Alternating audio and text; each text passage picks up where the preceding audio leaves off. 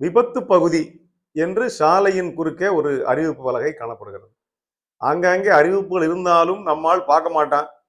என்ன வேகம் 20 கிலோமீட்டர்னு போட்டிருந்தா அங்க 80 கிலோமீட்டர்ல போவான். மருத்துவமனை அருகில் இருக்கிறது ஒலி எழுப்பாதீர்னா ஓங்கி எழுப்புவான்.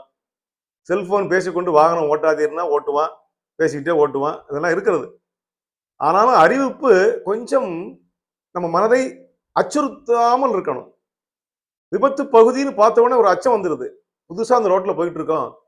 தேவைதான் அங்க ஏதோ ஒரு டேர்னிங் இருக்கும், ஒரு திருப்பம் இருக்கும். கவனம் குறைவா போனா பிரச்சனை தான். அதை நம்மை கவனம் செய்வதற்காக, எச்சரிக்கை செய்வதற்காக தான் அங்க எழுதணும்.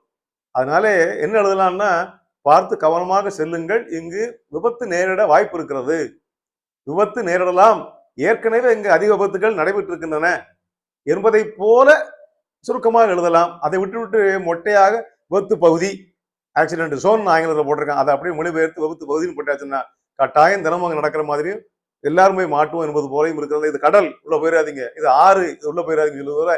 விபத்து பகுதி என்று ஒன்றை குறிப்பிடும் போது கொஞ்சம் அது பொருள் மயக்கம் பெறுகிறது.